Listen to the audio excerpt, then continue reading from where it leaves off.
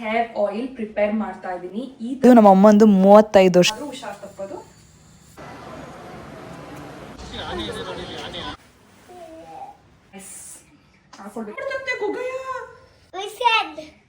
Hello everyone. Okay, ನಾನು ಇವತ್ತು ಮನೆಯಲ್ಲೇ ಒಂದು ಹೇರ್ ಆಯಿಲ್ ಪ್ರಿಪೇರ್ ಮಾಡ್ತಾ ಇದ್ದೀನಿ. ಈ ತರ ಇಂಗ್ರೀಡಿಯೆಂಟ್ಸ್ ಯೂಸ್ ಮಾಡಿಕೊಂಡು ಇದರಲ್ಲಿ ಏನೇನು ಯೂಸ್ ಮಾಡ್ತಾ ಇದ್ದೀನಿ ಅಂತ ಹೇಳಿದ್ರೆ, ಮೆಂತ್ಯ, ಕರಿಬೇವು, ಫ್ರೆಶ್ ಕರಿಬೇವು, ತುಳಸಿ, ಮತ್ತು ಆನಿಯನ್, ದಾಸವಾಳ ಮತ್ತು ರೋಸ್ಮೆರಿ ಲೀವ್ಸ್.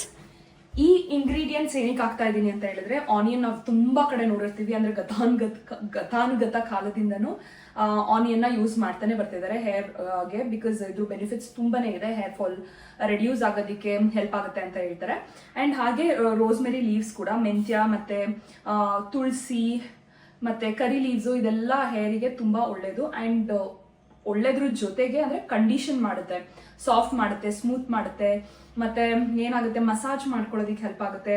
ಇದೆಲ್ಲ ಇಂಗ್ರೀಡಿಯೆಂಟ್ಸ್ನ ನಾನು ಜಾರ್ ಒಳಗಡೆ ಹಾಕೊಳ್ತಾ ಇದ್ದೀನಿ. ಯಾಕೆಂದ್ರೆ ಬ್ಲೆಂಡ್ ಮಾಡಿದ್ರೆ ಇದ್ರ ರಸ ಈಸಿಯಾಗಿ ಆಯಿಲ್ ಒಳಗಡೆ ರಿಲೀಸ್ ಆಗೋದಕ್ಕೆ ಮತ್ತೆ ಬ್ಲೆಂಡ್ ಆಗೋದಕ್ಕೆ, ಅಂದ್ರೆ ಒಂದಕ್ಕೊಂದು ಸೇರ್ಕೊಳ್ಳೋದಕ್ಕೆ ಹೆಲ್ಪ್ ಆಗುತ್ತೆ.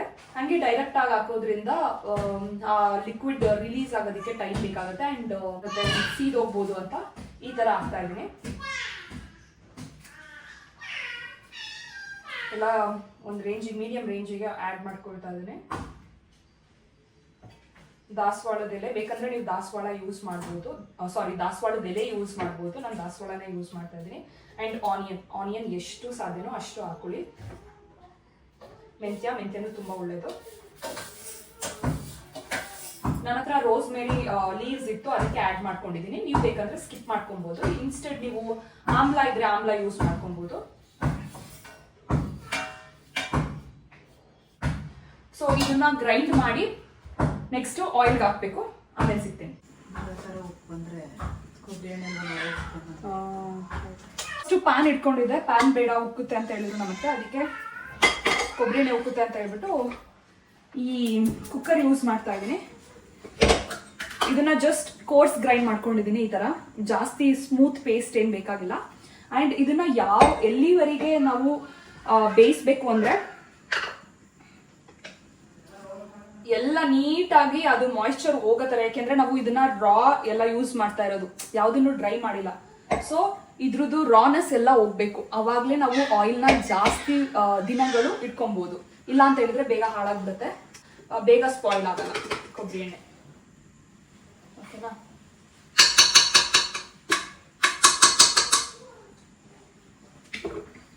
ಓಕೆ, ಇವಾಗ ಆಯಿಲ್ ಎಲ್ಲ ಹಾಕಿದ್ದೀನಿ. ಇದಕ್ಕೆ ನಾವು ಕೋರ್ಸ್ ಗ್ರೈಂಡ್ ಮಾಡ್ಕೊಂಡಿರೋ ಎಲ್ಲ ಇಂಗ್ರೀಡಿಯೆಂಟ್ಸ್ನು ಹಾಕೋಣ.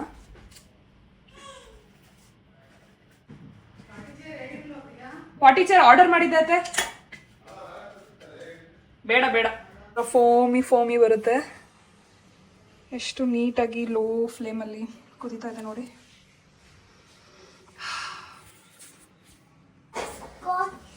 ಓಕೆ, ಇವಾಗ ಇದನ್ನ ಈ ಗ್ಲಾಸ್ ಇದಕ್ಕೆ ಟ್ರಾನ್ಸ್ಫರ್ ಮಾಡ್ತಾ ಇದ್ದೀನಿ. ಐ ಥಿಂಕ್ ಸ್ವಲ್ಪನೇ ಇದೆ, ಸಾಕಾಗುತ್ತೆ ಅನ್ಸುತ್ತೆ.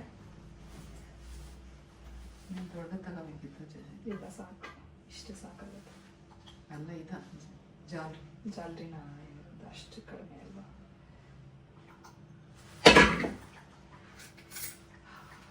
ಸ್ಮೆಲ್ ಅಂತೂ ಸಾಕಾಗಿದೆ ಅಲ್ವಾ? ಈಗ ಎಣ್ಣೆ ಹಾಕ್ಸ್ಕೋಬೇಕು. ಈ ಎಣ್ಣೆ ನನ್ನ ಹತ್ರ ನನ್ನ ಮಗಂಗೆ ಎಣ್ಣೆ ಹಾಕೋದು, ಎಣ್ಣೆ ಸ್ನಾನ ಮಾಡಿಸೋದು, ಇವೆಲ್ಲ ಅಲರ್ಜಿ ಅಲ್ವೇನಾ? ಬೇಕಾದ್ರೆ ಬೇರೆಯವ್ರು ಹಾಕೋತಿದ್ರೆ ನೋಡ್ತಾರೆ, ಹಿಂಗೆ ಹಾಕೊಳ್ಳಿ ಅಂತ. ಸೊ ಇದು ಸ್ವಲ್ಪ ತೆಗೆದ್ಬಿಡ್ತೀನಿ. ಸ್ವಲ್ಪ ಅದನ್ನ ಆ್ಯಡ್ ಮಾಡೋದಕ್ಕೆ ಕಷ್ಟ ಆಗುತ್ತೆ. ಐ ಥಿಂಕ್ ಮೇಜರ್ ಸ್ಮೆಲ್ ಬರ್ತಿರೋದು ಆನಿಯನ್ ಸ್ಮೆಲ್ ಜಾಸ್ತಿ. ರೋಸ್ಮೆರಿನ ಜಾಸ್ತಿ ಸ್ಮೆಲ್ ಬರೋದು ಆನಿಯನ್ ಸ್ಮೆಲ್ ಜಾಸ್ತಿ ಅನಿಸ್ತಾ ಇದೆ. ಯಾಕೆಂದ್ರೆ ಆನಿಯನ್ ಸ್ವಲ್ಪ ಘಾಟ್ ಅಲ್ವಾ, ಸ್ಮೆಲ್ ಇರುತ್ತೆ. ಅದೇ ಮೋಸ್ಟ್ಲಿ ರೋಸ್ಮೆರಿ ಆನಿಯನ್ ಎರಡೂ ಇರ್ಬೋದೇನೋ. ನನಗೆ ಸ್ವಲ್ಪ ಆನಿಯನ್ ಸ್ವಲ್ಪ ಜಾಸ್ತಿ ಅನಿಸ್ತಾ ಇದೆ. But it is nice. ಹಾಕೊಳ್ಬೇಕಾದ್ರೆ ಇನ್ನೂ ಚೆನ್ನಾಗಿ ಅನಿಸುತ್ತೆ. ಸೊ ಇಷ್ಟನ್ನ ಎಕ್ಸಾಕ್ಟಾಗಿ ಕರೆಕ್ಟಾಗಿದೆ. ಇಷ್ಟನ್ನ ಎತ್ತಿಡೋಣ, ಮಿಕ್ಕಿದನ್ನ ತಲೆಗೆ ಹಾಕೊಳ್ಳೋಣ. ಓಕೆ, ಹೆಂಗ ಅನಿಸ್ತಾ ಇದೆ ನಿಮಗೆ?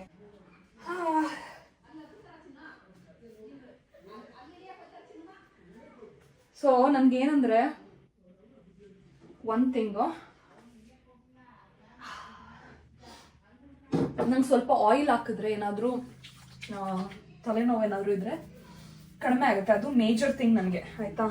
ಆಮೇಲೆ ಇತ್ತೀಚೆಗೆ ಸ್ವಲ್ಪ ಹೇರ್ ಫಾಲ್ ಆಗ್ತಿದೆ ಅಲ್ವಾ, ಅದಕ್ಕೆ ಸ್ವಲ್ಪ ಹೇರ್ ಹೆಲ್ತ್ನ ನೋಡ್ಕೊಳ್ಳೋಣ ಅಂತ ಈ ಥರ ನಾವು ಹೊರ್ಗಡೆ ತೊಗೊಂಡು ಬಂದು ಆಯಿಲ್ ಹಚ್ಚೋದ್ಕಿಂತ ಮನೆಯಲ್ಲೇ ಮಾಡಿ ಹಚ್ಚಿದ್ರೆ ಇನ್ನೂ ರಿಯಲ್ ಇಂಗ್ರೀಡಿಯೆಂಟ್ಸ್ ಯೂಸ್ ಮಾಡ್ತೀವಿ. ಮನೇಲಾದರೆ ನಮಗೆ ಬೇಕಾದಷ್ಟು ಹೇರಳವಾಗಿ ಯೂಸ್ ಮಾಡ್ತೀವಿ.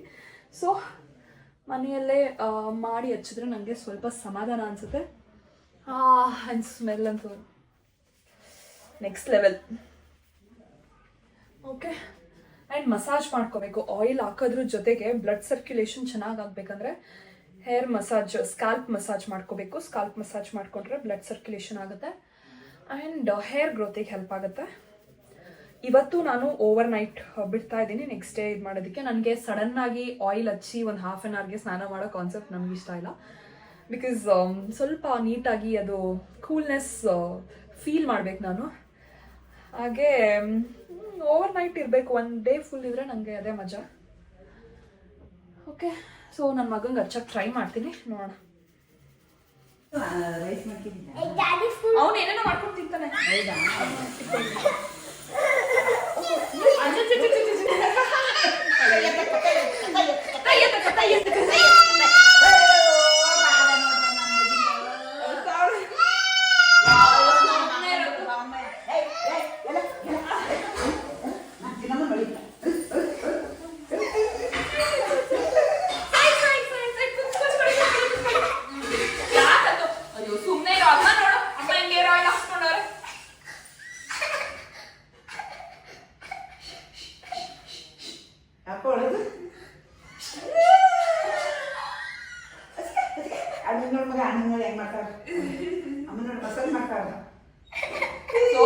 ನೋಡು ತಂಗಿ ಬೆಳಿಗ್ಗೆ ಎಲ್ಲ ಮಾಡಿಸ್ಕೊಂಡಿದ್ದಾಳೆ ಅಂತ. ಯಾರು? ಹೌದಾ? ಇವ್ಗೆ ಇದಾಗಿತ್ತು ಅಂದ್ಬಿಟ್ಟತ್ತೆ ಬೇಡ ಅಂತ. ಈಗ ಸೂಪರ್. ಇದ್ರೊಳಗಡೆ ಹೋಗ್ತಾ ಇಲ್ಲ ಸರ್. ಈಗ ನಾಳೆಯಿಂದ ತಲೆ ಎಷ್ಟು ಬೆಳೆಯುತ್ತೆ ಗೊತ್ತಾಯ್ತು.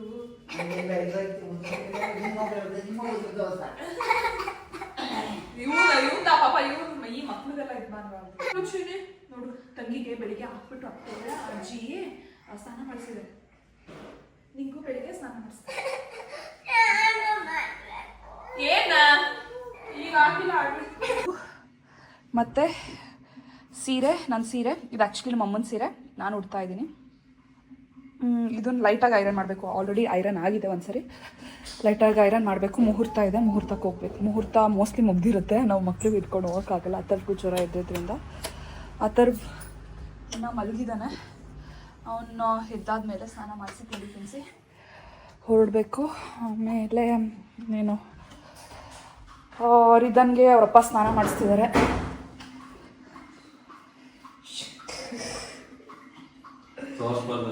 ಅದು ಕವರ್ ಮಾಡ್ತೀನಿ. ಸ್ನಾನ ಮಾಡಿಸ್ತಿದ್ದಾರೆ. ಸೊ ನನ್ನ ತಿಂಡಿ ಆಯಿತು. ವಿನಿತ್ ಯೂಶ್ವಲಿ ಫಂಕ್ಷನ್ ಇದ್ದಾಗ ಮಧ್ಯಾಹ್ನಕ್ಕೆ ಡೈರೆಕ್ಟಾಗಿ ತಿಂತಾರೆ. ನಾನು ಬೆಳಿಗ್ಗೆನೇ ತಿನ್ಕೊಂಡಿದ್ದೀನಿ. ಮಕ್ಕಳು ತಿನ್ನಿಸಿ ಪಾರ್ಲರ್ ಅವ್ರು ಬರ್ತಾರೆ, ಅವ್ರ ಹತ್ರ ಸ್ವಲ್ಪ ರೆಡಿ ಮಾಡಿಸ್ಕೊಂಡು ಹೊರಟ್ರೆ ಆಯಿತು. ಸೊ ನಿಮಗೆ ಎಲ್ಲ ಲಾಸ್ಟಲ್ಲಿ ಫೈನಲ್ ರಿಸಲ್ಟ್ಸ್ ಆರ್ ಔಟ್ಪುಟ್ ತೋರಿಸ್ತೀನಿ, ಹೇಗೆ ಬಂದಿದೆ ಸೀರೆ ಮತ್ತು ಮಕ್ಕಳು ಡ್ರೆಸ್ ಅಂತ. ಇಲ್ದಂಗೆ ಟೇಕ್ ಕೇರ್ ಬಾಯ್. ಇಬ್ಬರು ಮಕ್ಕಳಿಗೂ ಹುಷಾರಿಲ್ಲ. ಅವಳಿಗೆ ಫುಲ್ ಮೂಗು ಕಟ್ಕೊಂಡಿದೆ, ಇವನಿಗೆ ಜ್ವರ. ಆ್ಯಂಡ್ ಅವಳಂತೂ ಇವತ್ತು ಫುಲ್ ರಚ್ಚೆ ಹಿಡ್ಕೊಂಡು ಕೂತಿದ್ದಾಳೆ. ತಿಂಡಿನೂ ಮಾಡ್ತಾ ಇಲ್ಲ, ಹೋಗಿತಾ ಇದ್ದಾಳೆ. ಆ್ಯಪಲ್ ಕೊಟ್ಟೆ, ಆ್ಯಪಲ್ ಹೋಗಿತಾ ಇದ್ದಾಳೆ. ದೋಸೆ ಕೊಟ್ಟರೆ ದೋಸೆನೂ ಹೋಗಿತಾ ಇದ್ದಾಳೆ. ಏನು ಮಾಡೋದು ಗೊತ್ತಿಲ್ಲ. ಸೊ ಸದ್ಯಕ್ಕೆ ಹಂಗೆ ಫೀಡ್ ಮಾಡಿದ್ದೀನಿ. ಅವಳಿಗೆ ಮಲಗಿಸೋಷ್ಟ್ರೊಳಗಡೆ ಸಾಕಾಗೋಯ್ತು. ಅದು ಇವಾಗ ಹಾಕಿದ್ದಲ್ಲ ಬೇಡ. ಓಕೆ, ನಿಜ ತಲೆ ನೋವ್ತಾ ಇದೆ ಇವಾಗ. ಏಕೆ ಅಂದರೆ ಲೇಟ್ ಬೇರೆ ಆಗಿದೆ, ನಾನು ಇನ್ನೂ ರೆಡಿ ಆಗಿಲ್ಲ. ನಾನು ರೆಡಿಯಾಗಿ ಹೋಗೋದು ಯಾವಾಗ, ನನಗೆ ಇನ್ನು ಕಿವಿಗೆ ಬೇರೆ ಹಾಕೋಬೇಕು. ಕಿವಿಗೆ ಹಾಕೊಳ್ಳೋದೇ ದೊಡ್ಡ ಹಿಂಸೆ. ನನಗೆ ಅಳು ಬರ್ತಾ ಇದೆ ಆಗಲೇ ಕಿವಿಗೆ ಹಾಕೋಬೇಕು ಅಂತ ನೋಡಿ. Okay, I am super tired. It's okay, functions ಇದ್ದಾಗ ಹಿಂಗಾಗುತ್ತೆ. ಮತ್ತು ಇವತ್ತು ಫುಲ್ ಮನೆ ಊಟ. ಈಗ ಫಂಕ್ಷನಿಗೂ ನಾವು ಫಂಕ್ಷನ್ ಊಟ ತಿನ್ನಿಸ್ತಾ ಇಲ್ಲ, ಬಿಕಾಸ್ ಮಕ್ಕಳಿಗೆ ಅಡ್ಜಸ್ಟ್ ಆಗಲ್ಲ ಅಂತ ಎಲ್ಲನೂ ಇಲ್ಲೇ ಕ್ಯಾರಿ ಮಾಡ್ತಾ ಇದ್ದೀವಿ. ನೋಡೋಣ, hopefully he will become better. ತಿಂಡಿನೂ ತಿನ್ನಿಸ್ಬೇಕು. ಹರ್ಷಿತ ನೋಡಿ, ಗುಡ್ ಬಾಯ್. ಕುತ್ಕೋತಾರೆ ಒಂದು ಸೈಡಿಗೆ. ಈಗ ಎಲ್ಲಿಗೆ ಹೋಗ್ಬೇಕು? ಮಕ್ಕಳಿಗೆ ದೋಸೆ ಹಾಕಬೇಕು.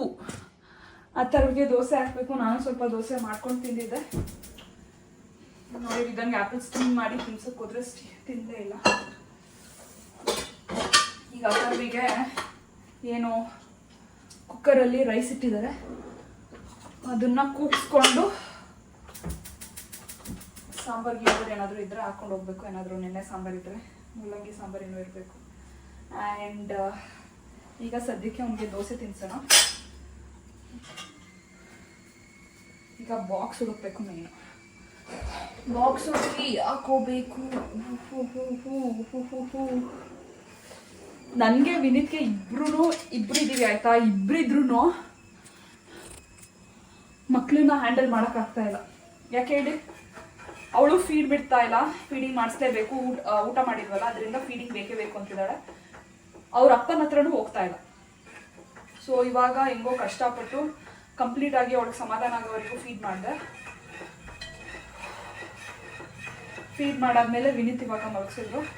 ಈಗ ವಿನೀತ್ಗೆ ಬೇಗ ರೆಡಿ ಆಗಿ ಅಂತ ಹೇಳ್ತಾ ಇದ್ದೀನಿ. ಆ ಥರ ಒಂಚೂರು ತಿನ್ನಿಸ್ಬಿಟ್ಟು ಅವ್ರು ಬಂದಮೇಲೆ ಸಿರಪ್ ಹಾಕ್ತಾರೆ. ಪಾರ್ಲರ್ ಅವ್ರು ಬಂದಮೇಲೆ ನಾನು ರೆಡಿಯಾಗಿ ನೋಡಬೇಕು. ಅಟ್ಲೀಸ್ಟ್ ಇನ್ 1 ಅವರಲ್ಲಾದ್ರೂ ರೆಡಿಯಾಗಿ ಹೊರಡಲೇಬೇಕು. ಮಕ್ಕಳಿಗೆಲ್ಲ ರೆಡಿ ಮಾಡಿದ್ದೀವಿ, ಆಲ್ಮೋಸ್ಟ್ ಹೊರಡಬೇಕು. ಸೊ ಇದು ಪರಿಸ್ಥಿತಿ. ಯಾಕೆ ಮಕ್ಕಳಿಗೆ ಅವರು ಫಂಕ್ಷನಿಗೆ ಲೇಟಾಗಿ ಬರ್ತಾರೆ ಅಂದರೆ ಇದೇ ರೀಸನಿಗೆ. ಯಾಕೆ ಲೇಟಾಗಿ ಬರ್ತಿದ್ದೀರಾ ಅಂತ ಇದಕ್ಕೆ ಕೇಳಬಾರ್ದು. ಏಕೆಂದರೆ ಫಂಕ್ಷನ್ ಟೈಮಲ್ಲೇ ಮಕ್ಕಳಿಗೆ ಏನಾದರೂ ಹುಷಾರು ತಪ್ಪೋದು, ಏನಾದರೂ ಆಗೋದು. ಆವಾಗ ಪೇರೆಂಟ್ಸಿಗೆ ತಲೆ ಕೆಡುತ್ತೆ, ಸುಸ್ತಾಗ್ತಾರೆ ಅವರು ಬೇಗ. ಸೊ ಏನು ಸಿಕ್ಕಿದೆ ಅದನ್ನು ಹಾಕೊಂಡು ಬಂದಿದ್ದೀನಿ. ನಾನೇ ಫಸ್ಟ್ ತಿಂಡಿ ತಿಂದೆ. ಮಕ್ಳಿಗೆ ತಿನ್ಸೋಕ್ಕಿಂತ ಮುಂಚೆ ನಾನು ತಿಂಡಿ ತಿಂದೆ. ಯಾಕೆಂದರೆ ನಾನು ತಿಂಡಿ ತಿಂದಿಲ್ಲ ಅಂದರೆ ಬಾಡಿ ರನ್ ಆಗಲ್ಲ. ಆಮೇಲೆ ಫುಲ್ ಸುಸ್ತಾಗ್ತೀನಿ. ಸುಸ್ತಾಗಿ ಏನು ಮಾಡೋಕ್ಕಾಗಲ್ಲ. ಅದಕ್ಕೆ ಫಸ್ಟು ನಾನು ತಿಂಡಿ ತಿಂತೀನಿ. ಈ ಸಿರ್ಲಾಕ್ ಪೌಡರ್ಗೆ ಸ್ವಲ್ಪ ನೀರು ಜಾಸ್ತಿ ಹಾಕಿದೆ ಆಯಿತಾ. ಹೋಗ್ತಾ ಇದೆ, ದೋಸೆನ ಹಾಕ್ತಾ ಇದೆ. ತಿನ್ನಮ್ಮ. ಒಂಚೂರು ಪೌಡರ್ ಜಾಸ್ತಿ ಆಗ್ತದೆ, ಗಟ್ಟಿಯಾಗಿ. ರೈಸ್ ಆಫ್ ಮಾಡೋಣ.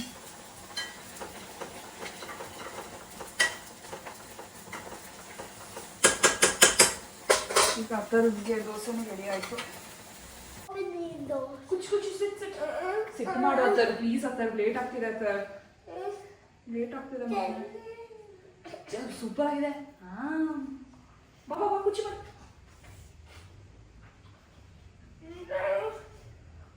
ಏನಾಯ್ತು? ಖಾರ ಏನಿಲ್ಲ. ಜಾಸ್ತಿ ಖಾರ ಆಯ್ತಾ? ಮೊಸರು ಹಾಕ್ಲಾ ಒಂಚೂರು? ಮೊಸರು ಹಾಕಿದ್ದೀನಿ.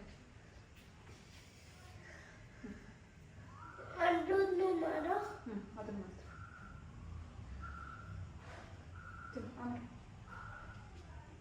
ಸಿಟ್ ಸಿಟ್ ಸಿಟ್ ಸಿಟ್ ಸಿಟ್ ಫಾಸ್ಟ್. ಅಪ್ಪ ಇವಾಗ ಬರ್ತಾರೆ. ಅಪ್ಪನ ಹತ್ರ ಸಿರಪ್ ಹಾಕಿಸ್ಕೊಬಿಡು. ಚೀ ಮಾಡಬೇಕು. ಸೊ ಇಷ್ಟೇ.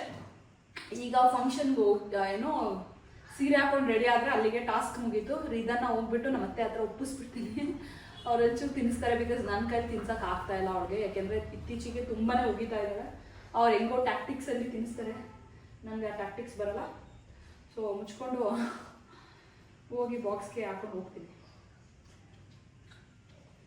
ಆ್ಯಂಡ್ ಎಷ್ಟು ಹೆಲ್ಪ್ ಇದ್ರೂ ಸಾಕಾಗಲ್ಲ ಮಕ್ಕಳಿಗೆ. ಮಕ್ಕಳು ಜೊತೆ ಇರಬೇಕಾದ್ರೆ ಎಸ್ಪೆಷಲಿ ಅವ್ರಿಗೆ ಹುಷಾರಿಲ್ಲ ಅಂದಾಗ. ಈಗ ಇವ್ರಿಗೆ ಕೆಮ್ಮಿನ ಸಿರಪ್ಪು, ಶೀತದ ಸಿರಪ್ಪು, ಆಂಟಿಬಯೋಟಿಕ್, ಜ್ವರದ ಸಿರಪ್ಪು ಎಲ್ಲ ಹಾಕ್ಬೇಕು. ಆ್ಯಂಡ್ ನೆನ್ನೆ ಮಾಡಿದ ಮಿಸ್ಟೇಕ್ ನಾವು ಅದೇನೆ, ಸಿರಪ್ನ ನಾವು ಯಾವುದಕ್ಕೆ ಫಂಕ್ಷನ್ ಹಾಲಿಗೆ ಕ್ಯಾರಿ ಮಾಡಬೇಕಿತ್ತು. ಫಂಕ್ಷನ್ ಹಾಲಿಗೆ ಕ್ಯಾರಿ ಮಾಡಿರಲಿಲ್ಲ, ಹಂಗೆ ಹೋದ್ವಿ ಡೈರೆಕ್ಟಾಗಿ. ಯಾವ ಡೇನು ಪರ್ಫೆಕ್ಟ್ ಆಗಿರಲ್ಲ. ಈವನ್ ಫಂಕ್ಷನ್ ಡೇಸಲ್ಲೂ ಫಂಕ್ಷನ್ ಇರಬೇಕಾದ್ರೂ ನಾವು ಪರ್ಫೆಕ್ಟ್ ಆಗಿರುತ್ತೆ ಅಂದರೆ ಆಗಲ್ಲ.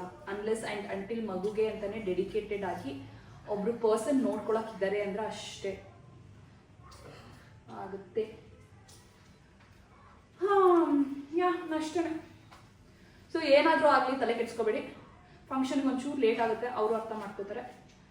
ಯಾವ ಫಂಕ್ಷನ್ ಆದ್ರೂ ಅಷ್ಟೇ ಒಂಚೂರು ಹೆಚ್ಚು ಕಡಿಮೆ ಆಗೇ ಆಗುತ್ತೆ. ಪರ್ಫೆಕ್ಟ್ ಟೈಮಿಗೆ ಹೋಗ್ಬೇಕು, ಪರ್ಫೆಕ್ಟಾಗಿ ಹೋಗ್ಬೇಕು ಅನ್ನೋದು ಸುಳ್ಳು. ಅದು ಪಾಸಿಬಲ್ ಇಲ್ಲ, ಬರೀ ಡಿಸಪಾಯಿಂಟ್ಮೆಂಟ್ ಆಗುತ್ತೆ ಅಷ್ಟೇ.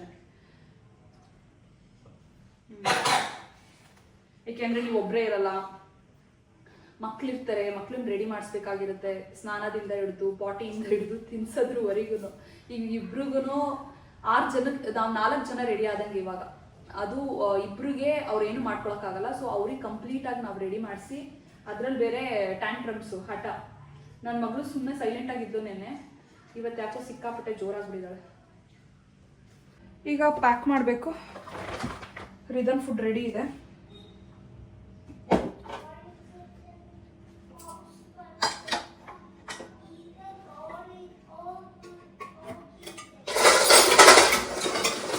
ರಿದಮ್ ಫುಡ್ ರೆಡಿ ಇದೆ. ಜಸ್ಟ್ ಬಾಕ್ಸಿಗೆ ಹಾಕೋಣ.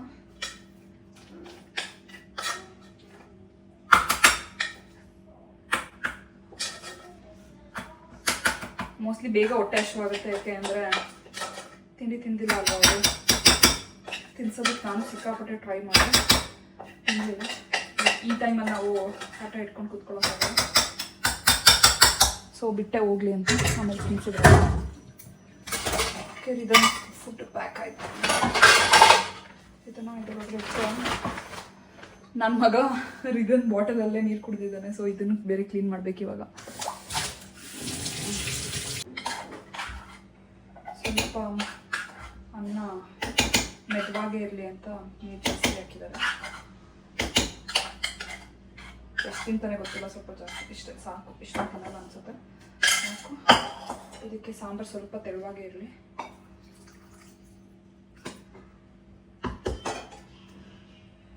ಆಯಿತಾ, ರೆಡಿ ಇದೆ ರೈಸ್ ರಸಮ್ಮು.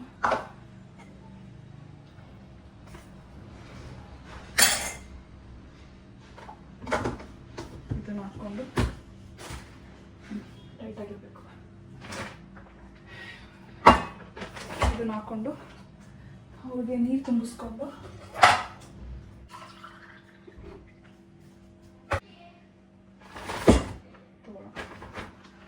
ಇಷ್ಟೇ. ಅಥವಾ ಯಾರಿವರು ಆಂಟಿ? ನೀನಾಗ ನಾಚ್ಕೋತಿದ್ಯಾ?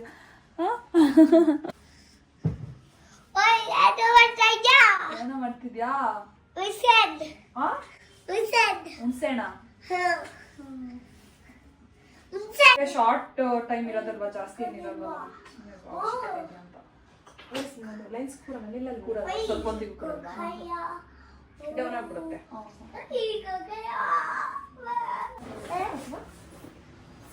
ಅದೇ ನೋಡಿದಿರಲ್ವಾ ಹೀಗೆ ಬರುತ್ತೆ ನಿಮಗೆ? ಓಕೆನಾ? ಹಿಂಗೆ ಅಂದ್ರೆ ಆಡಕ್ಕೆ ಏನು ಕಾಣಿಸಲ್ವಾ? ಅಂದ್ರೆ ಇದರಲ್ಲೂ ಏನಾದರೂ ಪ್ಲೀಟ್ಸ್ ಬರುತ್ತೆ? ಇಲ್ಲ, ಹಿಂಗೆ ಫುಲ್ ಸಣ್ಣ ಸಣ್ಣ ಪ್ಲೀಟ್ಸ್ ಹಾಕಿದ್ರೆ ಚೆನ್ನಾಗಿರುತ್ತೆ. ಯಾವ್ದು ಪಾಪನೆಲ್ಲ ಎತ್ಕೊಳ್ಳೋಕೆ ನಿಮಗೆ ಫುಲ್ ಪ್ಲೀಟ್ಸ್ ಸರಿ. ಇಲ್ಲ ಕ್ಯಾರಿ ಮಾಡ್ತೀನಿ ನಾನು ಅಂತಿದ್ರೆ ಈ ತರ ಮಾಡ್ಕೊಳ್ಳಿ. ಬಟ್ ಹಿಂಗೆ ಬರುತ್ತೆ. ಇವಾಗ ಇದ್ರನ್ನೇ ಹಾಕೋತಾ ಇರೋದು ಸಣ್ಣ ಸಣ್ಣ ಪ್ಲೀಟ್ಸ್ ಈ ತರನೇ. ಪಾಪ ಚಿನಿಯ ಸೈ. ಓಕೆ, ಎಲ್ಲ ರೆಡಿ ಆಯಿತು. ಇವಾಗ ಮೇಕಪ್ ಫಿಕ್ಸ್ ಕ್ವಿಕ್ ಆಗಿ ಸ್ವಲ್ಪ ಲಾಂಗ್ ಟೈಮ್ ಇರಲಿ ಅಂತ.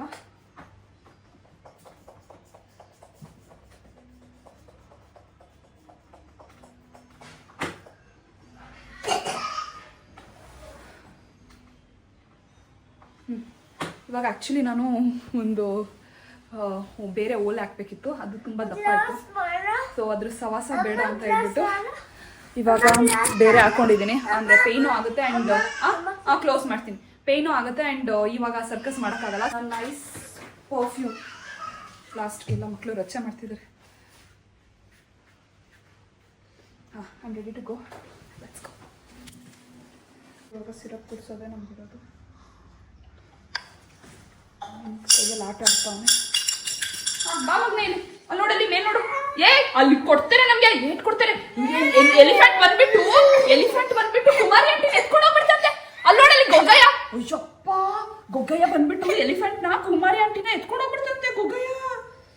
ಗೊಗ್ಗಯ್ಯ ಎಷ್ಟು ಬ್ಯಾಡ್ ಗೊಗ್ಗಯ್ಯ ಅಂದ್ರೆ ಅಲ್ಲಂತೆ. ಸ್ವಾಮಿ ಅನ್ಕೊಳ್ಬೇಕು ಕುಮಾರಿ ಆಂಟಿ. ಗುಡ್ ಬಾಯ್. ಇವಾಗ ಈಗ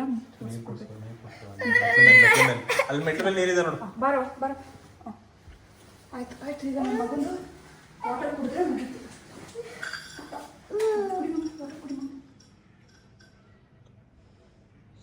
ಬಂತ ವಾಟರ್ವಾ? ಇನ್ನು ಸ್ವಲ್ಪ.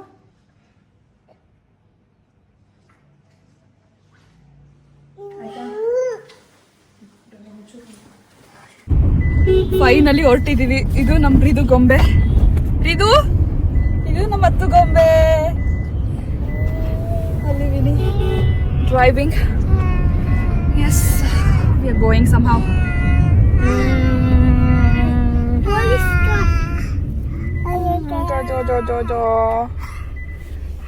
ಕಾಲು ಗಂಟೆ ಆಗುತ್ತೆ.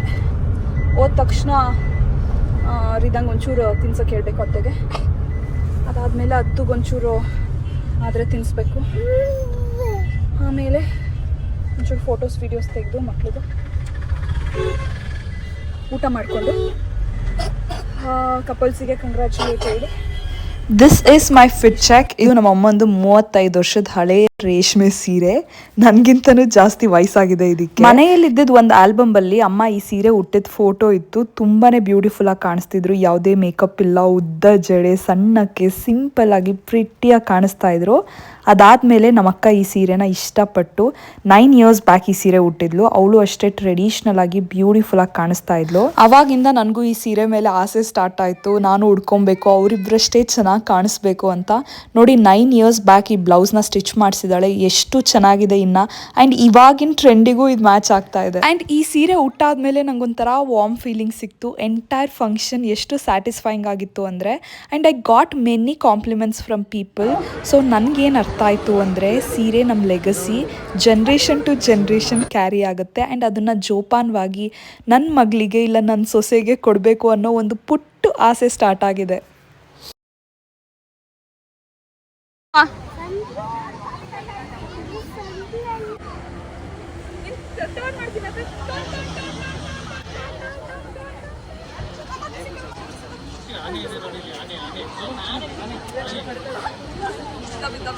ಬಾ ಅಜ್ಜಿ ಜೊತೆ ಹೋಗೋಣ. ಬಾ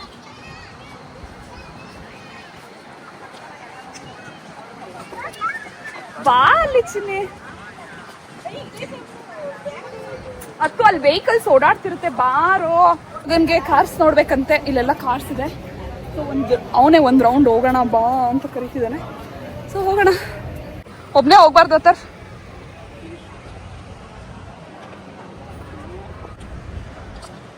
ರಿದಂದು ನಾಮಕರಣದ ಡ್ರೆಸ್ ಇದು. ಆದಷ್ಟು ಬೇಗ ಯೂಸ್ ಮಾಡೋಣ ಅಂತ ಹೇಳ್ಬಿಟ್ಟು ಹಾಕಿದ್ದೀನಿ. ಹಾಗೆ 2 ಜುಟ್ಟು ಕೂಡ ಹಾಕಿದ್ದೀನಿ. ತುಂಬ ಕ್ಯೂಟಾಗಿ ಕಾಣಿಸ್ತಾ ಇದ್ಲು. ಮಕ್ಕಳಿಗೂ ಫ್ರೀ ಆಗಿರ್ಬೇಕಲ್ವ, ಎತ್ಕೊಂಡಂಗೆ ಇದ್ರೆ ಅವ್ರಿಗೂ ಕಿರಿಕಿರಿ ಅನ್ಸುತ್ತೆ ಅಂತ ಹೇಳ್ಬಿಟ್ಟು ಸ್ವಲ್ಪ ಸೋಫಾ ಮೇಲ್ ಬಿಟ್ಟಿದ್ದೆ. ನಾನು ರಿದನ್ ಜೊತೆ ಇರಬೇಕಾದ್ರೆ ಪಕ್ಕದಲ್ಲೇ ಇದ್ದ 2 ನಿಮಿಷಕ್ಕೆ ಹೊರಗಡೆ ಹೋಗ್ಬಿಟ್ಟಿದ್ದಾನೆ. ಮಕ್ಕಳನ್ನ ಕಾಯೋದೇ ಒಂದು ದೊಡ್ಡ ಕೆಲಸ ನಮಗೆ. ಫಂಕ್ಷನಲ್ಲಿ ತುಂಬಾ ಮೈ ಮರಿತೀವಿ. ಕೇರ್ಫುಲ್ ಆಗಿ ಮಕ್ಕಳನ್ನ ನೋಡ್ಕೊಳ್ಳೋದು ಇಂಪಾರ್ಟೆಂಟ್. ಅಥರ್ವ್ಗೆ ಬಾಕ್ಸಲ್ಲಿ ತಂದಿದ್ದು ಊಟ ನಾನು ಮಾಡಿಸ್ದೆ. ಪಾಪುಗೆ ಅತ್ತೆ ಮಾಡಿಸಿದ್ರು. ವಿನೀತ್ ಮತ್ತೆ ಆಂಟಿ ಹತ್ರ ಮಕ್ಕಳನ್ನ ಬಿಟ್ಟು ನಾನು ಮತ್ತೆ ಮತ್ತೆ ಸಮಾಧಾನವಾಗಿ ಊಟ ಮಾಡ್ಕೊಂಡು ಬಂದ್ವಿ. ನೆಕ್ಸ್ಟ್ ವಿನೀತ್ನ ಕಳ್ಸಿದ್ವಿ. ಅಥರ್ವ್ಗೆ ಹುಷಾರಿಲ್ಲದೆ ಇರೋದ್ರಿಂದ ಯಾವುದೇ ಫ್ರೂಟ್ಸ್ ಕೊಡ್ತಾ ಇಲ್ಲ. ಅವನು ಫಂಕ್ಷನಲ್ಲಿ ಯಾರೋ ಬಾಳೆಹಣ್ಣು ತಿನ್ನೋದು ನೋಡ್ಬಿಟ್ಟು ತುಂಬ ಆಟ ಮಾಡ್ತಾ ಇದ್ದ. ನನಗೂ ಬಾಳೆಹಣ್ಣು ಬೇಕು ಅಂತ. ಊಟ ಆದಮೇಲೆ ನಾವು ಜಾಸ್ತಿ ಹೊತ್ತು ಇರೋಕೆ ಹೋಗಲಿಲ್ಲ. ಮಕ್ಕಳದು ಆಟ ಸ್ಟಾರ್ಟ್ ಆಯಿತು. ಸೊ ಅವರಿಬ್ಬರನ್ನ ಹೋಗಿ ಮಲಗಿಸ್ಬಿಟ್ರೆ ಅದೇ ನಮಗೆ ನೆಮ್ಮದಿ. ಯಾಕೆಂದರೆ ಅವ್ರಿಗೂ ರಿಲೀಫ್ ಸಿಗುತ್ತೆ. ನನಗೆ ಈ ಡೇ ತುಂಬಾ ಚೆನ್ನಾಗಿತ್ತು. ಅಫ್ಕೋರ್ಸ್ ಮಕ್ಳು ಇದ್ದೇ ಇರ್ತಾರೆ. ಮೊದಲು ಥರ ನಾವು ಫಂಕ್ಷನ್ಸ್ ಅಟೆಂಡ್ ಮಾಡೋಕ್ಕಾಗಲ್ಲ, ಫ್ರೀ ಆಗಿರೋಕ್ಕಾಗಲ್ಲ. ಎನಿ ಟೈಮ್ ಮಕ್ಕಳು ಬಗ್ಗೆನೇ ನಮ್ಮ ಥಾಟ್ಸ್ ಓಡ್ತಿರುತ್ತೆ. ಇದ್ರ ಜೊತೆಗೆ ನಮ್ಮ ಇಷ್ಟ ಕಷ್ಟಗಳನ್ನೂ ನೋಡಬೇಕಾಗುತ್ತೆ. ಇಲ್ಲಾಂದರೆ ಮಕ್ಕಳಿಗೆ ಅಂತಲೇ ಲೈಫ್ ಪೂರ್ತಿ ಸ್ಯಾಕ್ರಿಫೈಸಸ್ ಮಾಡೋದು ಆಗುತ್ತೆ. ಆ್ಯಂಡ್ ನನ್ನ ಪ್ರಕಾರ ಎರಡನ್ನೂ ಬ್ಯಾಲೆನ್ಸ್ ಮಾಡೋದೇ ಗುಡ್ ಪೇರೆಂಟಿಂಗ್. ಸೊ ಇದಾಗಿತ್ತು ನನ್ನ ಡೇ. ನಿಮ್ಗೆ ಏನಾದರೂ ಬೇರೆ ಥರ ವಿಡಿಯೋಸ್ ನಾನು ಮಾಡಬೇಕು ಅಂತ ಹೇಳಿದ್ರೆ ಕಮೆಂಟ್ ಮಾಡಿ. See you in the next vlog.